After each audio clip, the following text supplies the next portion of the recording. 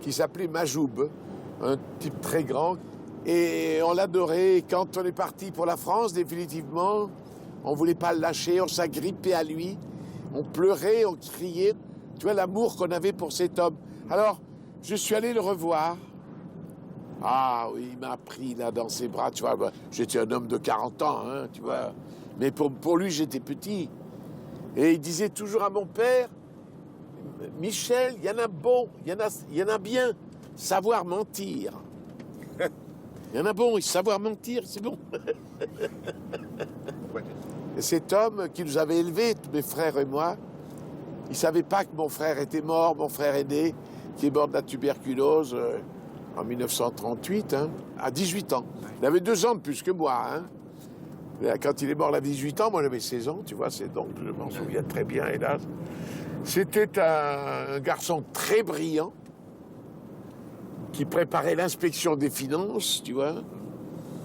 Mon père en était très fier, moi j'étais un cancre. Mais il était très gentil, moi j'étais toujours puni, tu vois. Et il venait, il me disait, on était pensionnaires tous les deux. Il venait, mais qu'est-ce que tu as fait encore? Il me disait, tu vois.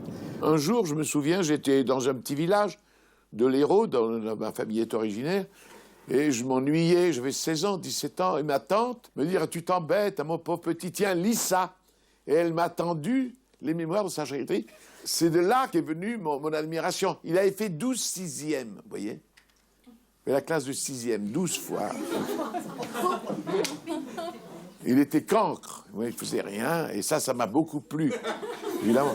Et il m'a sauvé, parce qu'il m'a donné le goût, dès qu'il parlait d'un personnage ou d'un auteur, ça me donnait l'envie de connaître. C'est comme ça que j'ai fini par passer le bac grâce à lui, qu'il ne l'avait jamais passé, vous voyez, comme les choses sont bizarres. Moi, j'étais dans une très belle pension à Montpellier, l'abbé Prévost. Il y avait un théâtre qui existe toujours, d'ailleurs. Je voudrais bien y aller jouer. C'est là que j'ai joué la première fois, la Salle Bleue, à Montpellier. Tu sais, quand tu vois des enfants qui jouent avec des petites voitures, là, tu te dis, c'est ridicule. Mais l'enfant, lui, il voit réellement des grandes voitures. Et lui, il est héros là-dedans, il est coureur automobile, il est chauffeur de taxi. Il joue un rôle. Le théâtre, c'est vital. Alors, à Noël, je demandais une panoplie. Ouais. Moi, j'aimais beaucoup les panoplies. Alors, j'avais une panoplie de soldats. Le casque du militaire de 14, hein, le truc et machin. Et alors, toute la journée, j'étais au fond du jardin et c'était Verdun. Toute la journée. Voilà. Tu as tué du monde? C'est un massacre épouvantable. Mes parents, tous les étés, venaient en France. On avait 3 mois de vacances. Alors, on avait toute la famille parce qu'il y avait à ce moment-là mes grands-parents maternels. C'est un séjour d'été. L'été, il ne fait pas trop chaud, il ne fait pas froid. Il y a la rivière, ou alors nous, quand on était petits, c'était la pêche. C'est une rivière qui était très riche en truites, en écrevisses, en barbeaux, en vairons. Ça a été le paradis pour les enfants. C'était le paradis pour les enfants. Dès que tu avais 18 ans, 19 ans, ça manquait de filles. Alors, ça avait du poisson, trop de poisson, pas assez de filles. Voilà. Je peux résumer la situation comme ça. Mais maintenant, étant vieux, ayant exploité la genre féminine... Tu retournes au poisson. Je retourne au poisson. Tu vois ce que je veux dire? Oui, très bien, très bien. Alors, je me sens ici parce que, comme dirait, par mes racines, comme diraient les gens. Oui, parce que mes ancêtres sont d'Avesnes, du petit village d'Avesnes. Il y a Avesnes-les-Bains qui est la station thermale. 3 kilomètres plus loin, tu as Avesnes. Alors, Galabru, c'est un nom d'Avesnes. Tu avais d'ailleurs des Galabrins, des Galabert, des Galabru. Galabru. Ah oui, il paraît que c'est très joli comme origine. Galabru, ça vient du patois languedocien. Occitan. Gal, le coq. Ouais. Abrial d'avril. Vous voyez, c'est un très joli nom. Gal Abrial, une coque d'avril, voilà. Mais enfin, c'est difficile de tenir sa réputation, vous le comprenez. Il y en a un qui a dû être vraiment très efficace, quoi. Tu vois, avant, là, je pêchais de là. Regarde, là. c'est une marque à pêcheur. Ouais, ouais. C'est joli, hein. Tu vois, tu peux jeter de là. Ah ouais. Tu vois, moi, j'ai pêché quand j'étais petit là-bas, sous le pont, là. C'était plein de verrons. Et alors, mon père, il était là avec ma mère, en train de... dans une chaise longue, l'été, là. Et je criais sous le pont, j'en ai un, j'en ai un. Ah, bravo, me disait mon père, bravo. Ça, ils avaient la paix. Goujon, verron, barbeau, truite, écrevisse, là. T'es bourré d'écrevisses. Tu jetais les perniers, là, tu revenais. Tu avais je ne sais combien de poissons, là. C'était formidable. Ah ben, j'avais pas vu ça, tu vois. Parce que j'avais demandé qu'on me l'enlève cet hiver, ils ont promis, ils l'ont pas fait, comme d'habitude. Tu vois, c'est le propriétaire qui est exigeant. J'aurais des bottes, un grand chien, j'aurais de l'allure. Les gens du présent, j'ai de l'estime, mais j'ai pas une admiration béate, tu comprends? Parce que moi, pour moi, et je m'inclus dans le nombre, nous ne sommes pas à la hauteur de générations précédentes. Il n'y a plus, pour moi, de monstres sacrés. Sacha Guitry, c'était tout l'esprit de Paris ou de France, ou puis c'est tout. Quand il rentrait, on ne voyait que lui. Ben, les gens disparaissaient à côté de lui, même des grands acteurs. Vous connaissez Sacha Guitry un peu? Oui. Ah, il faut connaître mes sœurs et mes frères, hein, parce que c'est merveilleux. Et il entend une auto qui arrive, et ça y est, ah, ça y est, c'est elle, vous voyez? Il dit tout de suite, ça y est, c'est elle, la voilà, ah, la porte s'ouvre, c'est un taxi.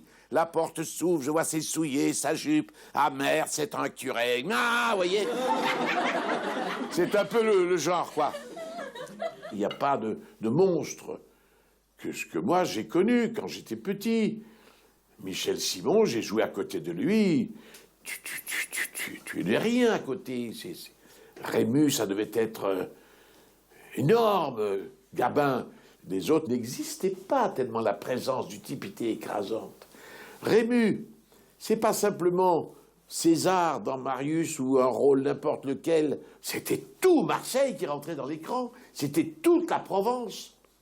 C'est-à-dire, ces acteurs, ils sont tellement, je sais pas pourquoi, ils irradient. Mais début, théâtre. Ouais. Formation, théâtre. Autrefois, tout venait du théâtre ou du musical. Fernandel, c'est musical. Maintenant, moi j'ai peut-être une présence, probablement, mais ça n'est pas comparable à Gabin. Parce que tu es connu, on aime bien te serrer la main. Moi je l'ai fait. J'allais voir à la sortie des comédiens. Alors je ne demandais pas d'autographe. Moi, comme je voulais faire le théâtre, je me disais, j'étais inquiet par des choses bêtes. Est-ce que tu es assez grand, tu vois? Alors quand un type sortait, je lui demandais pas d'autographe, mais je me collais à lui pour voir si tu avais la taille. Il est connu celui-là, alors voilà à côté, qu'est-ce que je fais? Son père l'avait mis à la porte, je crois. Hein. C'est quand il a voulu faire du théâtre, il a eu. Et après, il est rentré à la Comédie Française. Il a eu le premier prix de conservatoire. La guerre avait un peu ralenti les choses, mais enfin. Et puis je vais à Paris. Je passe mon concours du conservatoire. J'ai mon premier prix. Je rentre au Français. Un pensionnaire s'est engagé pour 1 an. Hein. Un an renouvelable. Renouvelable. Ça. Si on te dit rien, tu restes. Alors, mais c'est des expériences extraordinaires parce que c'est la cour du roi Louis XIV. Alors, les femmes. Si j'avais du talent, on peut écrire une pièce sur la Comédie Française parce que c'est passionnant d'intrigues, de fourberies, de coucheries, de tout. C'est formidable, au point de vue humain, formidable. Moi, je suis resté 7 ans à la Comédie Française. Or, un jour, je lis un article du Paris Presse. Et qu'est-ce qu'il y avait dans ce journal? Les premiers prix ne veulent rien dire. C'est possible, d'ailleurs. Qui se souvient encore du premier prix de Michel Galabru? Oh, j'ai dit, il est temps de partir. Eh bien, j'ai pris des risques. Alors après, vous voyez des camarades qui m'enviaient. J'ai dit, vous avez qu'à faire comme moi. Et tu sais, quand tu pars, que tu as rien, parce que je n'avais pas de relation, je ne sais personne. Hein. Je me suis dit, donc, tant pis, tu vas recommencer les assurances, tu veux le truc, mais tu ne peux pas rester aux Français, c'est pas possible. Dans la Venise marchande du XVIIIe siècle, un marchand, un ours, un vrai rustre, Lunardo, fait vivre dans la terreur familiale, 100 ans, sa seconde femme et sa fille. Vous avez le front de me demander que nous sortions masqués? Mais vous ne m'avez jamais vu. Il faut dire les choses comme elles sont. Me mettre un masque sur la figure. Mais qu'est-ce que c'est que cette histoire de masque? À quoi ça rime de sortir masqué? Ne m'en faites pas dire davantage. Les jeunes filles n'ont pas à sortir masquées. Une femme mariée? Une femme mariée non plus. Non, madame, pas plus les femmes mariées. Mais alors, figurez-vous, pourquoi les autres le font-elles? Figurez-vous. Écoute, moi je m'occupe de ma maison, je ne m'occupe pas des autres. C'était Villard, c'était un grand bonhomme, il m'a convoqué, et il a parlé pendant 1 heure pour m'engager.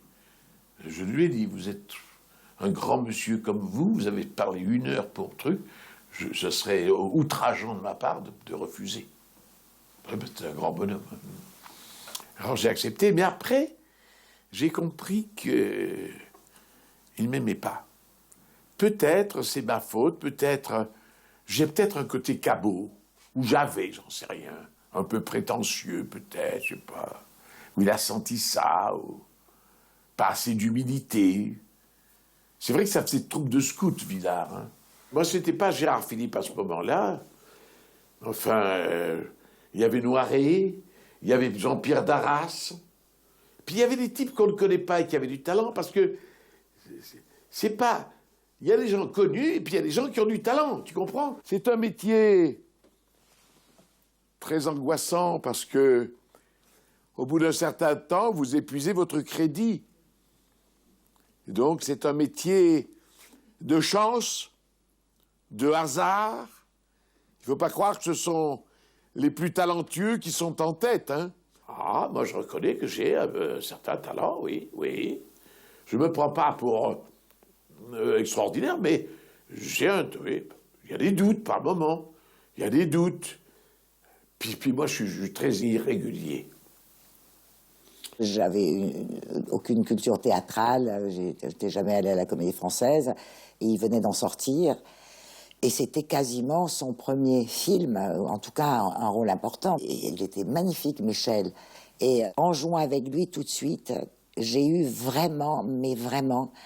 Tout d'un coup, là, j'ai vu un comédien. Par contre, Michel, lui, et après, il m'a dit ça, parce que sur le moment, il m'a pas dit ça. Après, quand on s'est retrouvés, il m'a dit qu'il avait été très impressionné, pas tellement j'étais à l'aise, moi, et lui, non. Mais je pense aussi que il a souffert de son physique. Puis je me suis habitué, hein. Et puis, maintenant, je me trouve pas mal, quoi. Quand j'étais jeune, quand je vois ma gueule maintenant, tu vois, tout est relatif, hein. Maintenant, mon truc est augmenté parce que je suis vieux. J'ai vu ça avec Vanel. C'est-à-dire, tu as du mérite, tu es encore là. Si, j'ai bien senti. Tu sais, j'ai vécu tous les trucs. Là, c'est le vieux. L'acteur, ils aiment bien, oh, quand même, il n'est pas mort. Oh oui, ça existe. Je t'assure que ça se sent. Alors, ça va durer jusqu'à quand, cette possibilité de jouer? Je sais pas. Mais ça va pas durer la vie des rats, tout ça. Quand est-ce qu'ils arrivent, ces médecins? La semaine prochaine. Il n'y a toujours pas de lettre de Louise. Je vous l'aurais donné. Mais qu'est-ce qu'elle attend pour me répondre? Je lui en ai écrit 7 et des longues.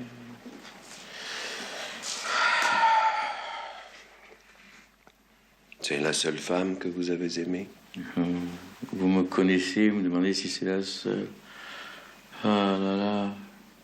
Vous savez bien que j'ai la passion des petits anges terrestres. Une passion qui allait jusqu'au viol. Si je l'ai violée, ce n'est que sur leur instance, dans l'espoir de calmer mes accès de rage, de folie. Fallait aller où, bordel? Les femmes de bordel, c'est mou, c'est trop mou. Le génie de Bertrand Tavernier est d'avoir trouvé dans le ringard des gendarmes son assassin. Comment cet homme a-t-il pu aller pêcher dans ce clown sinistre son héros? Voilà. Voilà, Tavernier, il m'a engagé 1 an avant. Mais, entre-temps, j'avais tourné des conneries. Je me dis, s'il voit ce film, il va me décommander. Eh ben non, il ne décommandait pas. Je lui ai dit d'ailleurs, c'est extraordinaire. Tu as vu ce que j'ai... Oui, j'ai vu. Ah oui, non, ça t'a pas découragé? Non. J'avais un peu la trouille, je me disais, il va avoir des trucs maintenant, à force de devoir survivre dans des productions où il n'avait rien à becter, au point de vue rôle. Dès le premier plan du premier jour, j'ai eu l'impression d'avoir affaire à un nouveau-né, à quelqu'un qui était complètement...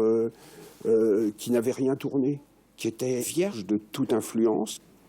C'est même un cas inouï. J'avais l'impression de travailler avec quelqu'un qui n'avait aucun truc. C'est moi-même qui lui ai dit, écoutez, moi je veux être honnête, hein, je lui ai dit à Bertrand, au cinéma je fais pas un rond, je suis pas... Méfiez-vous, hein. Je voulais pas lui faire une connerie, tu vois. Je voulais pas qu'il se gourre, quoi. Non, il n'a jamais démordu, il a été comme ça.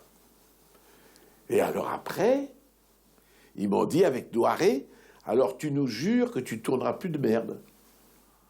J'ai juré. Et quand je montais dans ma chambre, là où j'avais le téléphone qui sonnait, c'était ma première femme. Tu sais, Michel, on nous propose les Indes.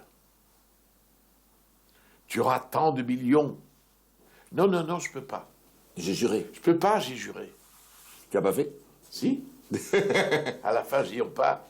Ah ben tu dis non, c'est pas possible. Et après, c'était une merde, hein, que j'avais tourné. Ça a été très agréable pour moi. Mais quand je suis revenu, j'osais pas croiser Tavernier. Et le jour est arrivé, j'ai croisé, et alors je lui ai dit, qu'est-ce qu'il va dire? Il m'a dit, c'est beau les Indes. Hein. Je pense que Michel est beaucoup plus intelligent et que quelque part, il a une ironie, un sens de l'humour qui constitue des anticorps contre la stupidité, contre les imbécilités qu'on lui faisait jouer et qu'il acceptait. Il acceptait ça avec bonhomie. J'ai cherché un comédien qui respire quelque chose de particulièrement vivant, bonhomme, enfin sentir quelqu'un qui a aimé la vie, en fait. Et j'ai assez vite pensé à Michel, parce que pour moi, c'est comme la plupart des grands comiques. Les grands comiques ont un fond tragique et une grande capacité à endosser des rôles tragiques. Ça, j'en suis convaincue. Monsieur veut jouer les jolis cœurs.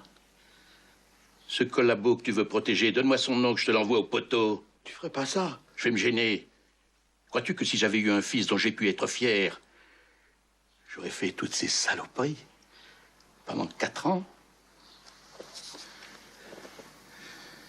Mais tu me ressembles trait pour trait. Quand je te vois, je me dégoûte. Et fous le camp où c'est moi qui te fais coffrer. Mais...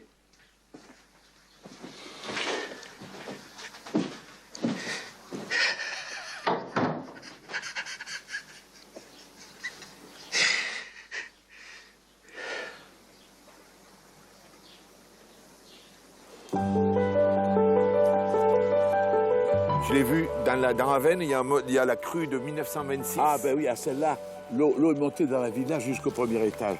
Il y avait un ouvrier qui peignait. Il est monté sur le toit, le pauvre. Il y avait des vaches accrochées aux arbres.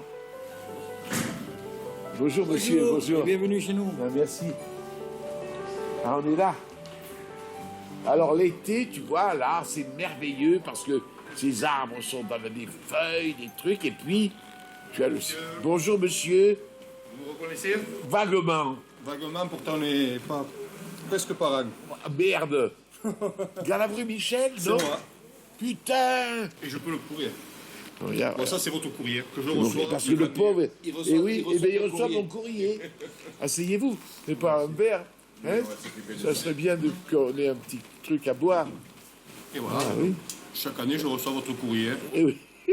On fait un échange. Hein. Je parle. Ah oui.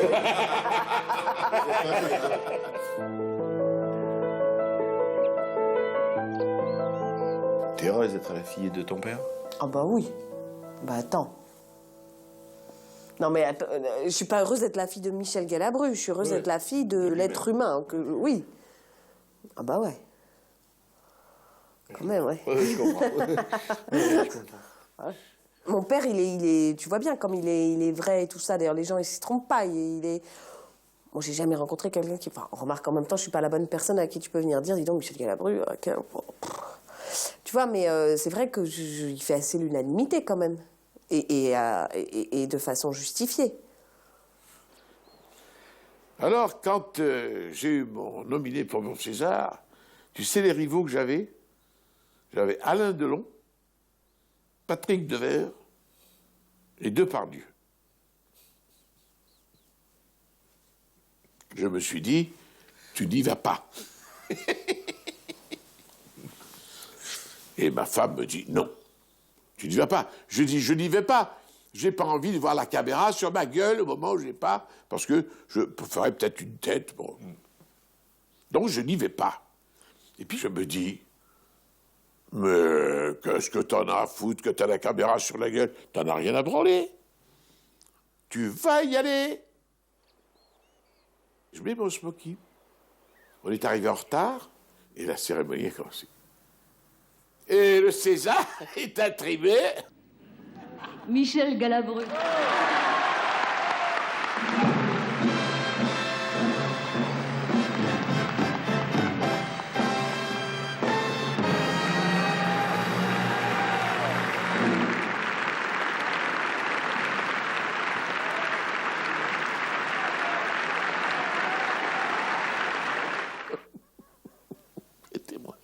Et c'est là que j'ai ce truc sans rien dire, parce que j'étais pas préparé, ni de speech, ni rien. Moi, je dis, pas possible que tu l'aies, tu vois. Ça veut dire que tu es blasé du César? Non, on peut pas dire ça. Tu es très content d'avoir César. Tu t'enfles du col. Tu as bien vu ces oiseaux qui se gonflent. T'es comme ça. T'es aussi con que les autres. Hein. T'es le roi, quoi, pendant un moment, quoi. Ouais, ça dure ce que ça dure. J'ai quelques lettres de Michel, quelque part dans mes archives, où il signait toujours « Ton assassin éternellement reconnaissant ». C'était vraiment sympa. C'était... ah oui. C'était bien, c'était bien. Je voudrais remercier aussi les mauvais textes. Ceux qui m'ont permis souvent de vivre. Quand le fisc était là, quand les huissiers frappaient à ma porte, car les enfants demandaient à manger. Ah, qu'un bon navet me faisait plaisir. Je pense que depuis que je suis dans la carrière, au théâtre, j'ai eu des trucs qui ont marché. La femme du boulanger, on m'a encensé. J'ai eu des critiques dithyrambiques. Les rustres, j'ai eu des critiques, même dans le monde. Hein. Et puis, les bourgeois. Les hommes de gloire, bon. Même pas nominés. Je vais au Mathurin. Les chaussettes. C'était bien. Enfin. Et dès que je rentre, et j'ai eu le Molière. Il a toujours tendance à diminuer, à s'auto-flageller, à diminuer. Et être bon dans certains films, comme il l'était quand même, ça relève d'un exploit qui mérite une médaille d'or aux Jeux Olympiques. Hein. Par rapport à la valeur qu'il agace, qu'on donne aux icônes, aux stars, il y a tout ce côté-là qui est... donc ça, il va le dévaloriser, mais pas lui, il ne se dévalorise pas, je pense pas, non. Je pense pas que fondamentalement, mais c'est vrai qu'il est probablement très modeste. Être médiatisé en dehors de la gloriole de la... Bon, qu'on peut passer sous silence pour qu'il y ait une espèce d'orgueil mal placé, de vanité. En dehors de ça, ça vous permet de vivre, d'être connu. Tu ne te considères pas comme bankable? Ah non, moi non. Moi, je ne suis pas du tout bankable. Moi d'ailleurs, on me prend quand la distribution en général est faite. Je pense qu'il ramène des spectateurs de toute évidence. En fait, c'est quelqu'un qui a une aura démentielle dans le public français. Ça nous a aidé évidemment à obtenir certains financements supplémentaires. Ça a apporté une popularité au projet, une ouverture au film en fait. Parce que je convoquais tout d'un coup un acteur extrêmement populaire dans un film d'auteur. Le principe pour qu'un film se fasse, qu'il y ait un financement, il faut qu'il soit attirant par l'affiche, donc des gens qui sont censés rapporter de l'argent, voilà. Un type comme De Funès, combien il rapporte à la France? Un De Funès, mais moi je me souviens, De Funès va assigner dans toutes les salles, partout, on va gagner un peu d'argent. Ah, j'ai un De Funès, avoir un De Funès. Moi, mon truc, c'est le fait d'avoir approché De Funès rejaillit sur moi. C'est indiscutable. Je reçois des photos de partout assignées avec la gueule de Funès, c'est pas la mienne. Souvent, tu vois? Ah oui. C'est un phénomène de société incompréhensible. Car le film n'est pas un chef-d'œuvre d'écriture ni d'invention. Ça tient à le fait que De Funès a créé un personnage. Il a créé le français moyen. Vous savez que le gendarme est à la nation ce que le chien de berger est au troupeau. Il faut souvent aboyer, parfois mordre, mais toujours se faire craindre. Vous êtes les branches, je suis le tronc. Une seule chose compte, c'est que la récolte soit bonne et que les vaches soient bien gardées. Ça sera tout, messieurs. Si seulement vous le permettez, mon adjudant. Oui, c'est ça. Alors, pas trop dépaysé. J'espère que vous allez vous plaire ici, ça? On ne peut pas savoir encore. Je me suis permis de vous amener un petit cadeau. Oh, non, c'est trop gentil. Pour fêter mon arrivée. Ah, oui. Nos lettres de créance, comme on dit dans les ambassades. 9 procès-verbaux entre le port ici, vous n'avez pas perdu de temps, vous. Mais le temps, c'est de l'argent, mon adjudant. Oui. Mais c'est la voiture de monsieur le maire, ça? Oui, en plein sur le passage cloué. Oui, c'est un instant de distraction. Mais enfin, en plein sur les clous. Non, oui, je m'occuperai de ça personnellement. Vous avez compris? Oui. Alors, regardez-vous. Et dites-moi, votre nouveau galant vous a mis l'appétit, on dirait. Puis vous louchez sur les miens. Mais quelle vilaine pensée, mon... N'oubliez pas que je suis le patron. Calmez-vous. Et calmez-vous. Ah, De Funès, c'est un ami, si tu veux. Je ne le voyais pas en dehors des tournages, donc c'était une relation de travail, mais très agréable. Et quand on me dit du mal de lui, ça me fait mal parce que sur un plateau, il avait cette chose que j'estimais énormément. Il ne faisait pas la vedette. Tu étais du métier. Ça, je trouve ça, c'est très joli. Parce que je ne faisais pas tous les trucs. J'ai tourné avec d'autres vedettes qui étaient toujours été... Je ne vais pas me plaindre, moi, de ce côté-là. Les gens étaient très gentils. Mais, attention, je suis vedette et tu n'es que... Voilà. Fernandel... D'ailleurs, c'était pas désagréable parce qu'il faisait ça avec une certaine naïveté, Fernandel. On disait toujours... On croyait toujours qu'il avait gagné le gros lot, la loterie, tu vois. Il arrivait, il était content, c'est moi. Et il fallait que tout le monde l'admire. Alors un jour, j'ai tourné avec lui, et il arrive, c'était en extérieur, et au bout de 3 minutes, il a dit « Alors, Galador, vous êtes du Midi ?» Comme si j'étais un Esquimau. Ouais. J'ai dit « Oui. » D'où, j'ai dit de Montpellier, « Vous ferez mon prochain film. » Comme ça, d'emblée.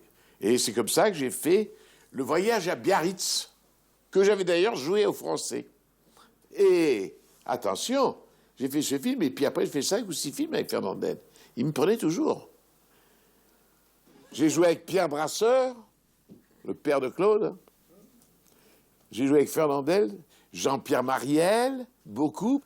Belmondo, Charles Denner, Jean Rochefort, avec qui on a fait un film merdique, tout en sachant qu'ils étaient les pieds nickelés. N'importe où, mais pas là. Parce que là, on se gèle. Je peux te le dire. Est-ce que le château de Versailles pourrait faire l'affaire? Non, le château de Versailles, ne parlons pas de grandeur, hein. Ne parlons pas de grandeur. Enfin, c'est comme tu veux. Maintenant, à tes ordres.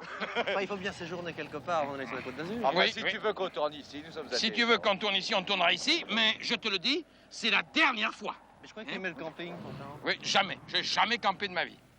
Une fois mes parents m'y ont mis, je cours encore. C'est quelqu'un qui essaye de vous embobiner avec un numéro, notamment les journalistes, moins les metteurs en scène. Mais Michel, il est différent. Michel, il y a tout l'autre côté, la manière dont il prend son métier au sérieux, le respect qu'il peut avoir pour certains textes, l'admiration qu'il a pour certains auteurs ou certains artistes. Je me souviens de journalistes lui disant « Alors, qu'est-ce que ça vous fait de vous voir comme ça, mourir dans un film ?» Il répondait bah, « C'est génial, on n'est pas nombreux à avoir la chance de voir la gueule qu'on aura à ce moment-là. » Quand je lui ai proposé le film, il m'a dit « Je veux bien le faire, mais à une condition. On ne referme pas le cercueil sur moi parce que je suis claustrophobe. » Voilà. C'est vrai que c'est pas évident de demander à quelqu'un qui a déjà un certain âge de mourir dans un film, d'assister à son propre enterrement, quelque part. Je pense que c'est une situation qui demande énormément de courage. Ça dépend, le courage.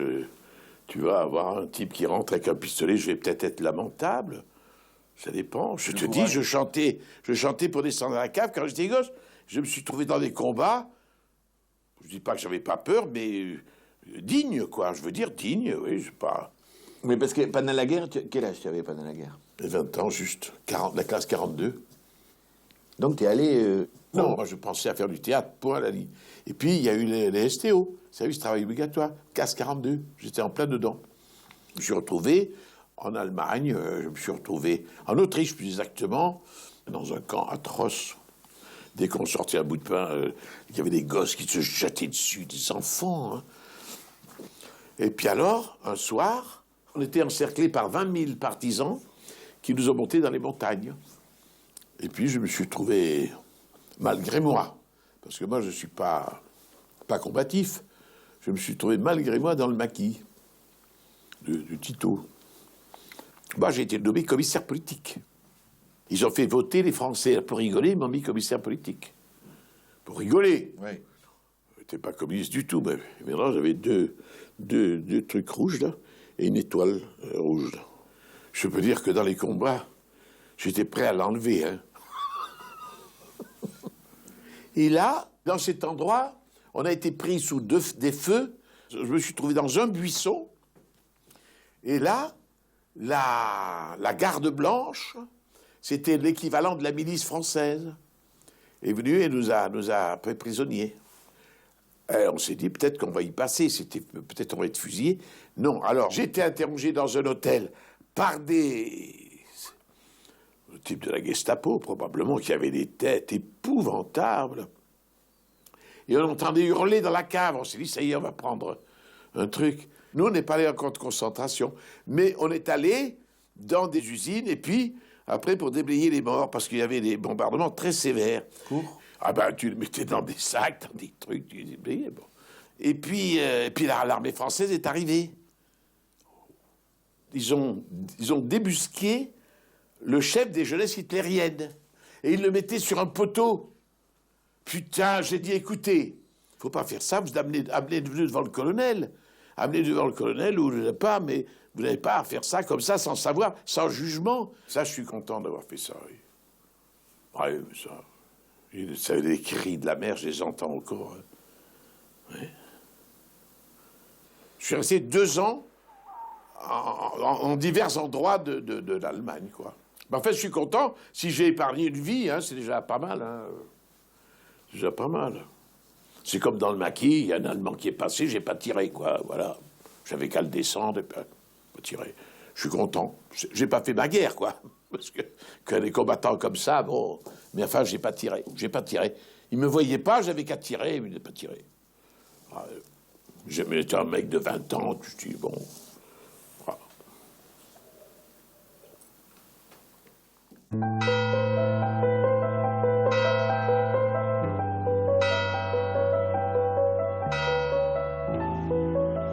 Donc les dimanches, on fait couscous.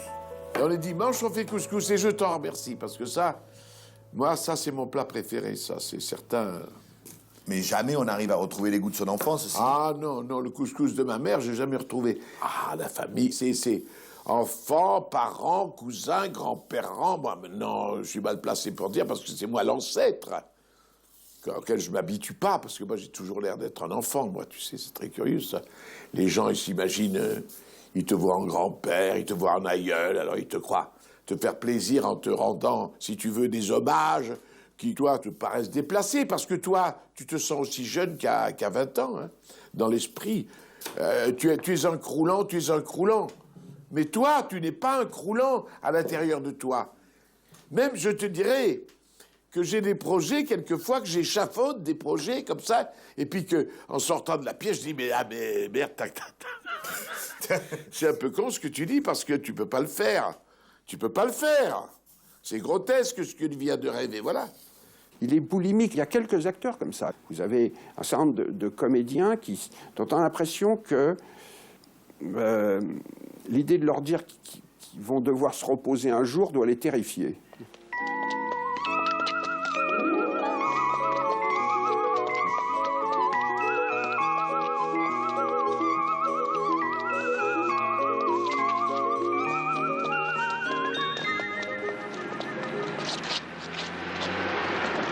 Arrêtez, je vous en prie. Ils veulent ma peau. Il faut sauver ma femme, l'étrangleur la cherche. Elle lui a donné rendez-vous? Non, c'est moi, pour qu'il la tue, mais je ne veux plus. Bourré ou dingue? Non, non. Écoutez-moi, attendez. Sale flic! Bande d'enfoirés! De pédés, d'enculés, de bandits! Oh, attends un peu, enfoiré! Je suis pas avocat! Je suis pas avocat! Aïe! Ah non! Ils nous piquent le boulot, ces cons-là!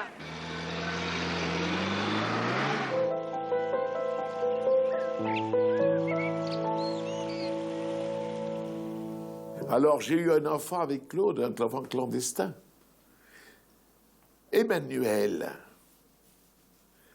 c'est ma Bazarine.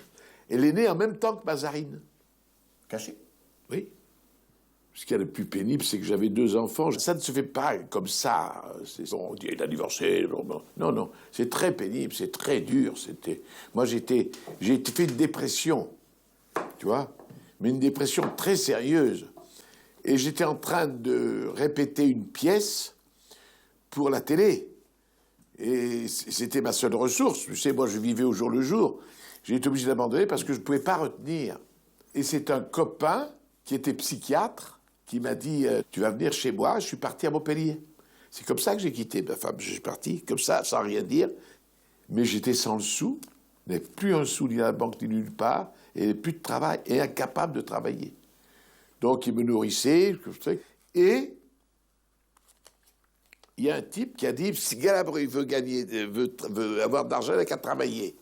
Vous pouvez pas. Et j'ai été engagé. Tu te rappelles cette mode des films militaires? Les bidasses, quoi. En fait, un bidasse. Voilà, les bidasses. Un bidasse quelconque, minable. Et j'avais un cafard épouvantable. En faisant ce film, en plus, j'étais un colonel, mais j'avais une gueule. J'avais pas de logement. Et c'est un copain qui m'a prêté une chambre de bonne. J'avais un cafard dans cette chambre de bonne. J'ai retrouvé d'ailleurs mon arrivée à Paris, quoi. Mais j'avais 20 ans, tandis que là, à mon âge, les chiottes sur le palier, tu sais, c'était pénible, quoi. Alors... Qu'est-ce qu'ils font, tes enfants? Ah ben, le mien, il est comédien et auteur. C'est Jean? Jean. Et puis ma fille est comédienne aussi. Et Philippe? Et Philippe, non, Philippe, alors lui, c'est un pêcheur. Un très grand pêcheur, parce qu'il est classé en France, hein, parmi des... Jean, mon fils aîné, est un type très brillant. L'inconvénient, c'est que c'est mon fils, parce que quand tu es un type comme ça, dans quelque corps de métier qu'il soit, on dit « Ah, ben c'est son père hein. ». Alors si Jean joue, ah, c'est son père. S'il écrit une pièce, ah, c'est son père. J'aurais pas pu dire à mon fils et à ma fille, j'aurais pas eu l'imprudence de leur dire, vous pouvez faire. Ils m'ont demandé conseil. Je pouvais pas dire non. Quand elle m'a dit, papa, est-ce que je peux faire du théâtre? Je n'étais pas content, mais je pouvais pas lui dire non. Mais vous-même, à votre avis, n'ai-je pas eu raison? Et pouvais-je après tout avoir la conscience de le laisser mourir faute d'une assistance?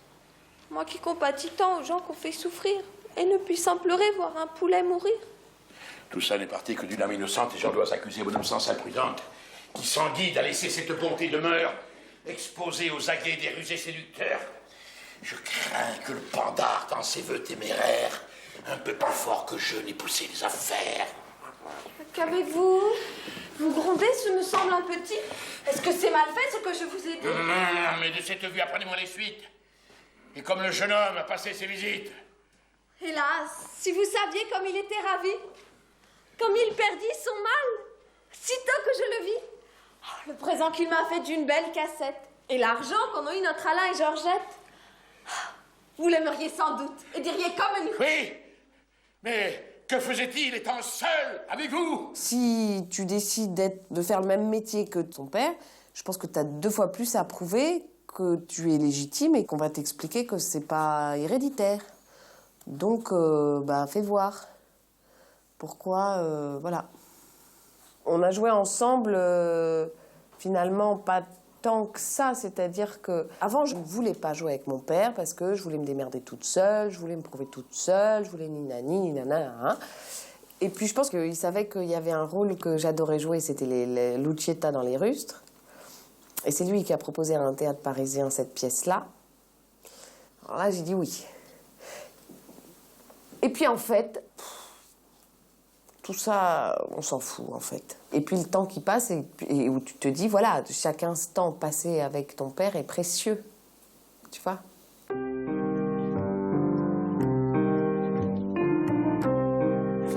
Un peu plus de semoule. On commence alors, parce que personne n'attend personne. Non, pas de millefeuille. Alors là, mais on a fait plaisir. Pas de millefeuille. Moi, j'ai pas eu de piquant et ça me manque. Hein.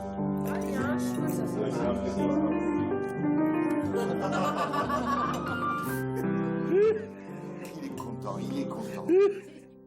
Tu fais de la confiture? Ah non. Tu fais quoi aujourd'hui? Je fais l'enterrement de Monsieur Treille. Oh non, t'as pas autre chose à foutre de tes vacances. J'aimais bien Monsieur Treille et puis... c'est mon premier enterrement. On n'y va pas, je veux que tu gardes un œil vierge pour le mien.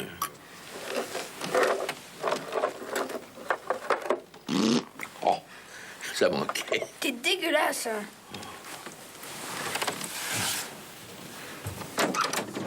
Ah non, moi je me les gêne. Mais toi, t'es comment comme grand-père? T'es pareil? Je crois pas être méchant. Moi, j'ai jamais été méchant avec personne, moi. Moi, j'étais très indulgent. Étant donné que je fais beaucoup de conneries, je suis très indulgent. Moi, c'est vrai, moi, j'ai jamais eu peur de mon père. Lui, il avait peur de son père. Moi, j'ai jamais compris comment, parce que... Bon, moi, j'ai une autre vision de son père que... Voilà. Alors, lui, il a voulu aller à l'inverse de son père, qui était très sévère, très strict, très... tout ça. Mais le résultat, c'est que... Alors, moi, en tant qu'enfant, je l'ai pris comme... Il s'en fout. Il s'en fout. Il me demandait jamais mon carnet de notes. Il me demandait jamais... Je me suis dit, il s'en fout. Toi, t'étais heureux d'être père? Ah oui, oui, oui. Cache la joie. J'ai d'abord été dans un moment très désagréable, très pénible. C'est que j'étais marié ailleurs et que j'avais une enfant là. Et j'en souffrais beaucoup parce que je sentais que j'étais injuste. Je ne pouvais pas être là tout le temps. J'étais obligé de cacher que j'avais une enfant. C'était une position très, très difficile. Très difficile. Aller te dire chez toi que tu as un enfant ailleurs, tu vois la gueule que tu fais quand tu as. Il avait ce qu'on appelle une double vie, le cachet. Et puis en fait, un jour, donc sa femme l'a fait suivre par un détective privé. Et donc elle a eu les photos, ma mère, moi, tout ça. Et un jour, voilà, il était chez lui. C'est pas amusant de toute façon. D'ailleurs, tous les hommes savent que c'est une situation très désagréable. Moi, un des plus beaux jours de mon truc avec elle, c'est quand on a lu ensemble un truc de Proust qu'elle devait analyser pour l'école. J'ai eu une journée où j'ai appris beaucoup de choses et j'étais heureux comme tout. J'aimais aussi lui faire des mots d'absence, tu vois. Ça me plaisait. De me faire des mots d'absence? Oui, oui, j'aimais bien. C'est quelqu'un de très, très pudique. Je pense que c'est quelqu'un qui n'exprime pas son amour immédiatement, simplement. Et puis une fois qu'on a ouvert la porte, alors là, on peut tout donner, quoi. C'est un peu quelqu'un comme ça, Michel. Et je pense que quand il donne trop. Alors aussi, et surtout, c'est là le problème, être tellement vrai dans son jeu que vous touchez le spectateur. Il y a ces espèces de mystères. Comment on touche le public, ça c'est... Il faudrait des jours pour vous expliquer ça, c'est très, très, très subtil. Vous avez la vieille dame qui a 80 ans, moi je dis 80 ans, moi je dis 90, je dis la vieille, je dis la jeune dame qui a 80 ans. Elle voit un jeune premier sur scène et il lui rappelle sa jeunesse. Il lui rappelle quand elle flirtait avec un type et elle est très émue. Et ce type, elle l'oubliera jamais, cet acteur. Moi, il m'avait dit un jour, je comprends pas des comédiens qui, ce jour-là, ils n'ont pas envie, ils n'ont pas l'humeur. Lui, il a toujours l'humeur, il est toujours heureux d'aller jouer. Moi, maintenant, j'ai plus rien à attendre, au fond. Si, la satisfaction de jouer, ça me plaît, tout ça, mais l'ambition, mon ambition, je sais que je n'irai pas plus haut, moi.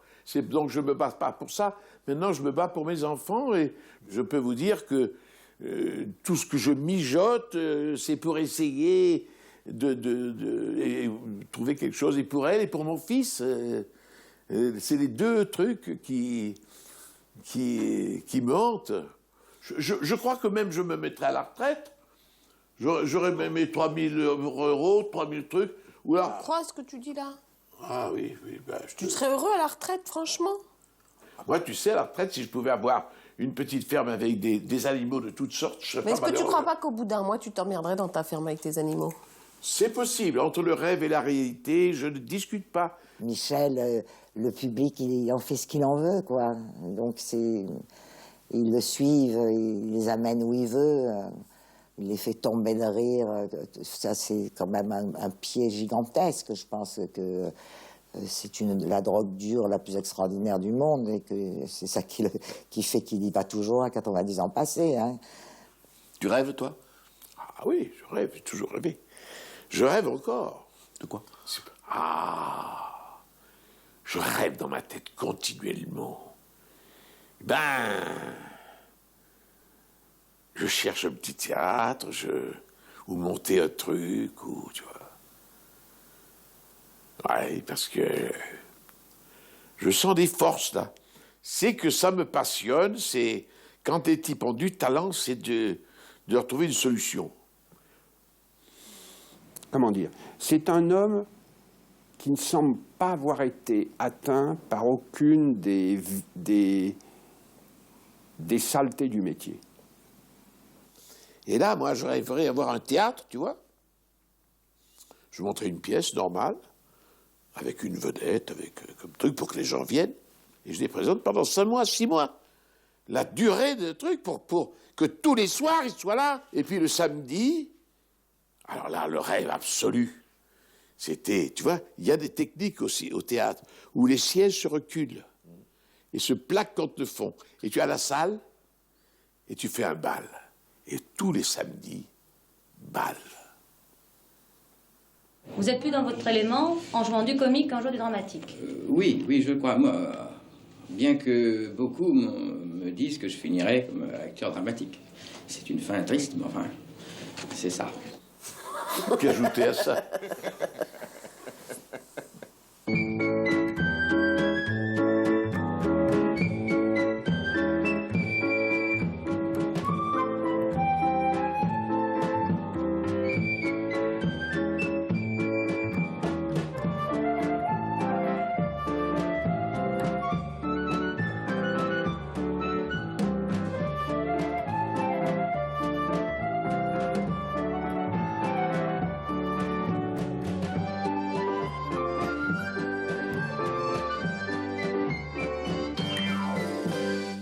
Qu'est-ce qu'il y a qui va pas?